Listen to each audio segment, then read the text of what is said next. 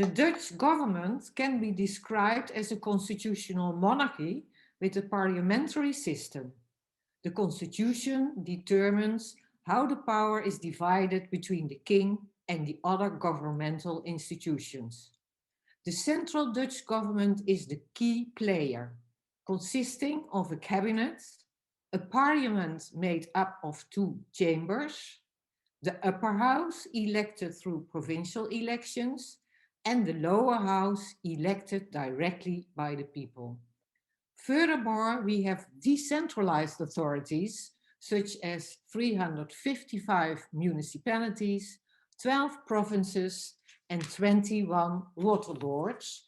For all elections are being organized.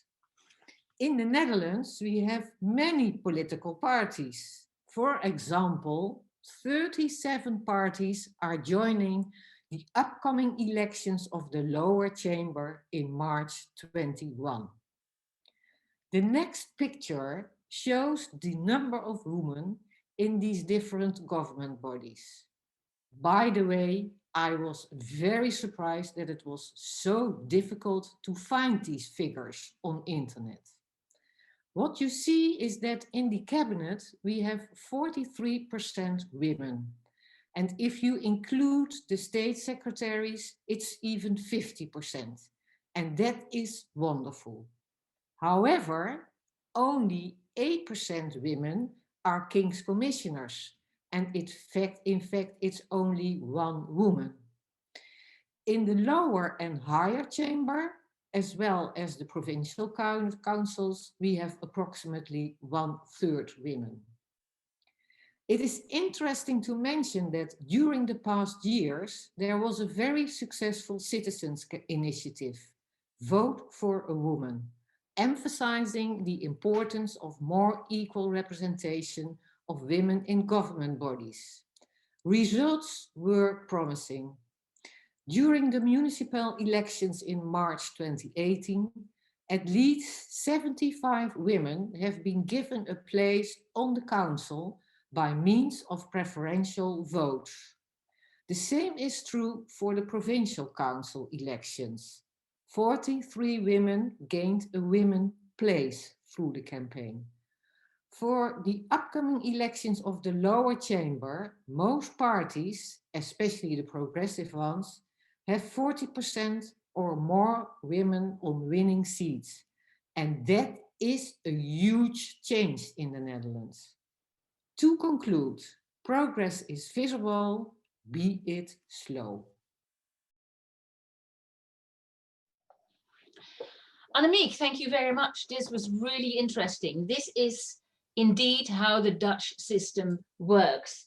And what I'm wondering now is about the two of you.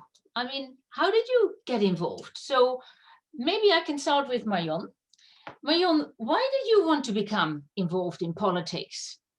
Yes, well, why? Why did I?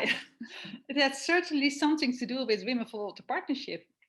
As long as Women for Water Partnership exists, I am involved with them as delegates of the United Dutch Women Organizations and recent years as steering committee member. And it is because of the repeating message of Women for Water Partnership on conferences about leadership and equal participation of women, I became aware of the importance of women taking part in decision-making bodies. For instance, because of their broader view, but also I am involved in politics because this is a role where you really can steer and make a difference. Absolutely, I can't agree with you more, but I can imagine that you just can't ring a bell and say, okay, here I am. How did you prepare yourself to get elected? Yes, there is a special things you had to do. And well, for me, it started in 2008 when the election of the water boards in the Netherlands changed from a personal system to a list system. There was an action started by the government to get more women into the water boards. Until then, it was male domination in these boards. And the Dutch Women's Council started a campaign for Water Seeks a Woman. And I decided to sign up for it. And they provided training on how to present yourself when you're applying for a place on the candidate list. And we also learned about the various tasks of a water board. So that was really, it's like a training to Yes. get involved. And so of course now everyone is interested to know if you are really elected. Did you Yes. get elected in the end? This training gave me enough self-confidence to finally take on the challenge. And as a newcomer to the political party for which I have chosen, I ended up at position 10 on the candidate list, not really favorable, but by using my network at the women's organizations and the agriculture organization, as I am a farmer, I was elected by preferred votes. That was very surprising for me. And well, the following year, I was also asked to participate in the municipal elections of my residence for the same party. And then I immediately ended up at the candidate list on place 3 as the first woman. Probably they like my way of politics so much that for the other 2 periods, I now have been the party leader, dus number 1, with the municipal elections, and since then also the chair of my local political party.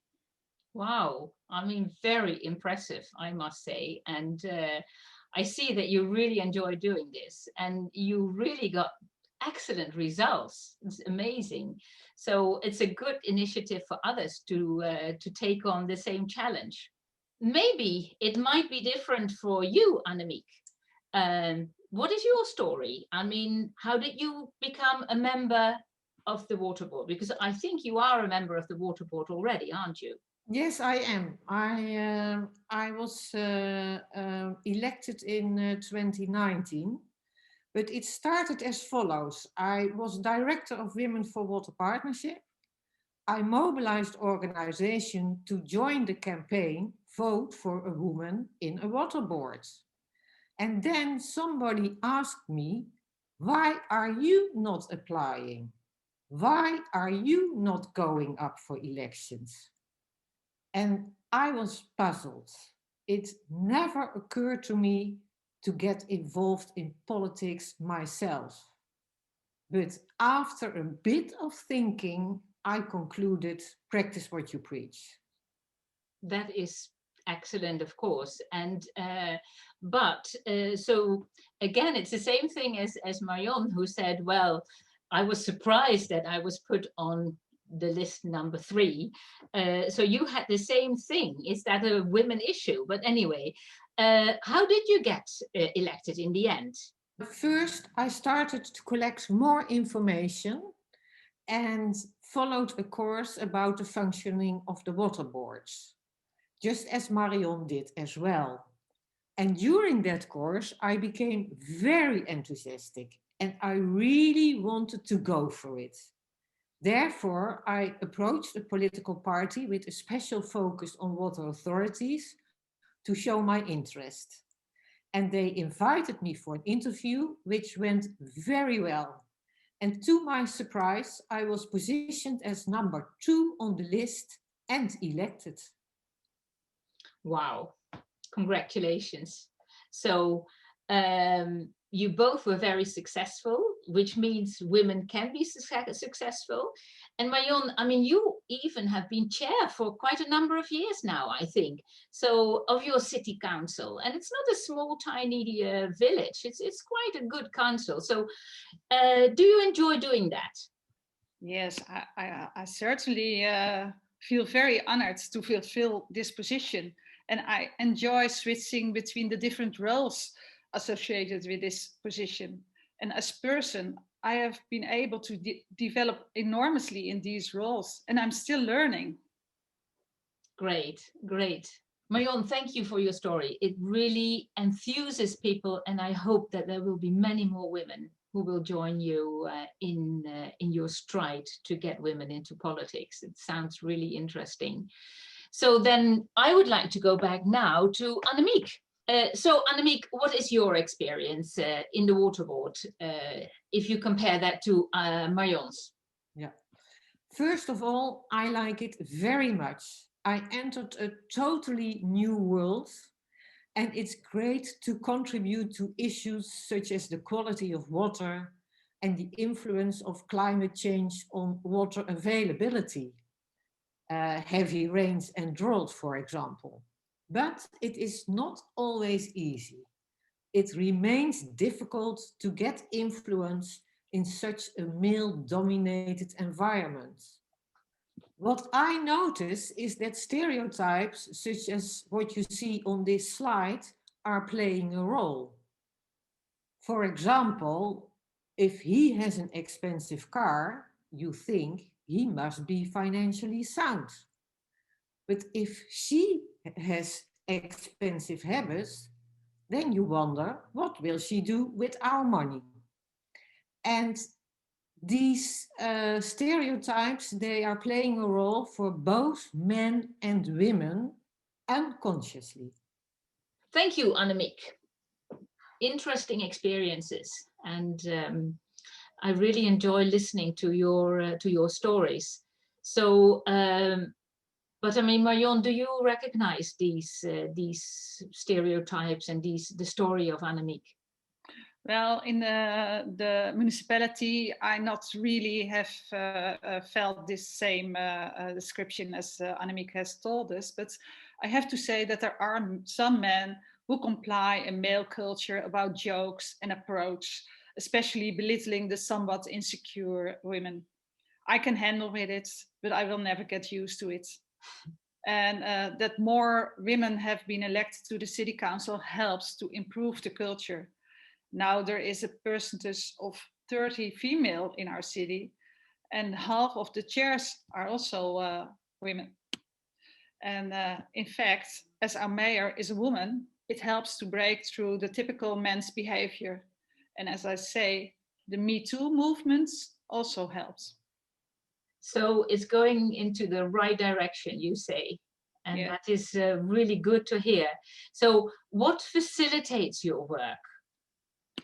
Well, of course, the unconditional support of my husband Ben and my 5 now grown-up daughters. It takes a lot of time to be the chairperson, about 20 hours a week. But also because I am a farmer, I'm flexible in my work time. And I can choose to have a conversation with residents or interest groups or having a meeting during daytime. And for people who work from 9 to 5, it is almost impossible. I can understand that, really. And Annemiek, have you got the same issues, or what facilitates your work? Marion talks about flexibility, and for me, the flexibility of my employer was very, very important. They gave me all the space I needed. For example, if I have to attend a meeting during working hours, I can catch up during the evening. It's a matter of trust, and that is so important. I know that not all employers are that flexible, and it might also depend on the type of job. But also in my private life, I'm very flexible since my daughter left home. I can meet during daytime, during dinner time, etc., etc. And that is really a necessity if you want to get any influence at all. All in all, I'm very happy that I'm able to do this, and it's very nice that the women in our board are collaborating more and more, and sometimes have informal meetings to share experiences and discuss issues at stakes. And that energizes me. And it makes you all stronger, I can imagine. That Yes. you support each other. Ladies, I mean, thank you very, very much for these very interesting stories. So if I'm going to summarize your stories, first of all, the campaign is important, but the campaign Vote for a Woman has really supported you to put your candidacy forward. So let us continue this campaign, Vote for a Woman. Furthermore, the support of women's organizations is very important. And that helps you and other people, other women, to build capacity. Then we cannot underestimate the support employers give us. So if we get, as an employee, the time and the flexibility to join these political organizations, that is very, very supportive and very good for women to continue and put their candidacy forward. Flexibility is important. Flexibility to attend meetings during the day and the evening. It's important. I mean, of course, if you get the support of the employer, that will be very helpful. But you yourself also has to be flexible. Your family has to adjust to the fact that you might have to work in the evening or during dinner time. And stereotypes. It can stand in the way, but I think all together we will work to get this out of the way, and that will definitely support the candidacy of women. So thank you both. Thank you for this insight in the Dutch system. Thank you for the insight in your own campaign. And let's continue and work with other countries, and we go back to the session of the CSW.